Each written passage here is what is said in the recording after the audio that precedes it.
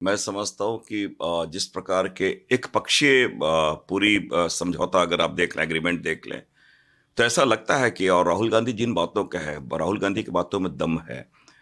और ऐसा क्या कारण है कि आप पूरे की पूरी चीजें अमेरिका के लिए द्वार आपने खोल दिया है, किसानों के हित से समझौता किया है, देश के हित से समझौता किया है।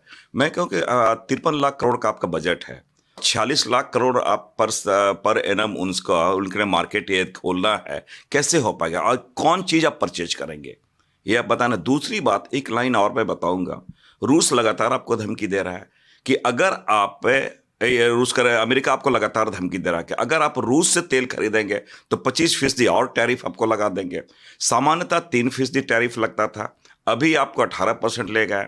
और बगल में बांग्लादेश से जिस प्रकार जीरो टैरिफ पे अगर डील हुई है, तो आपका तो गया सारा कुछ, टेक्सटाइल सेक्टर गया आपका, जो कि हमारा इतना बड़ा सेक्टर है। ये सरकार की सबसे बड़ी विडंबना ये है कि जब भी इनके जवाबदेही वाली कोई बात होती है, अतीत में चली जाती है, आपने ये किया।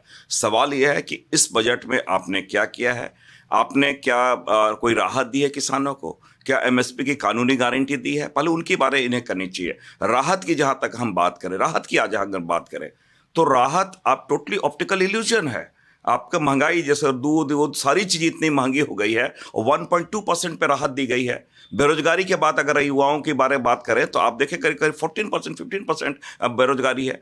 तो अभी वर्तमान में बजट के बारे में इनको सारी बातें करनी चाहिए, तो अतीत में चले जाते हैं और अपनी जिम्मेदारी से ये भागते हैं। देखिए, दो बातें समझनी होगी। महत्वपूर्ण चीज ये नहीं है हम क्या अपने आर्मी अध्यक्ष जिन बातों को चिंता जाहिर की है, वो एक इंस्टीट्यूशंस है, इंस्टीट्यूशंस के हेड बोल रहे हैं कि हमारे देश की सीमाओं में किस प्रकार की गतिविधियां बढ़ी है।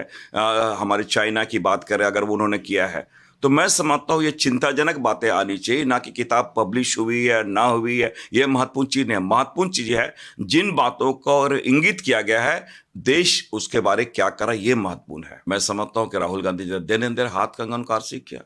वो तो बोले, उन्होंने स्पीकर साहब ने मना किया। इसी से पता चल रहा है दोनों में या तो तालमेल समन्वय नहीं है, या तो फिर वो है। राहुल गांधी, उन्होंने कहा, वो अभी बोला कि मैं अभी के अभी ऑथेंटिकेट करता हूं। इसके पूर्व भी उन्होंने ऑथेंटिकेट करने की बातें। देखिए, मैं आज भी समझता हूं कि सरकार अपनी जिम्मेदारी से भागती है तो इस प्रकार विषांतर करती है। सदन में क्यों उन्होंने बाधित किया? ट्रेड डील के बारे में बातें आनी चाहिए, एप्स्टीन फाइल के बारे में बातें आनी चाहिए। जो बातें जो बेरोजगारी, महंगाई, इतनी बातें हैं, उस पर ये चर्चा नहीं करते हैं। चर्चा आप देखिएगा हमेशा कि नेहरू जी ने क्या किया, फलाने ने क्या किया, अपनी जिम्मेवारी क्या होनी चाहिए उसके बारे में चर्चा नहीं करते हैं। देखिए, बांग्लादेश को हम लोग बचपन से पढ़ते हैं, अमार सोनार बांग्ला वाला। जब पूरी रीजन की मैं बात करूं, वो अपने साहित्यिक गतिविधि, अपनी रचनात्मक शैली के बारे जाने जाती थी।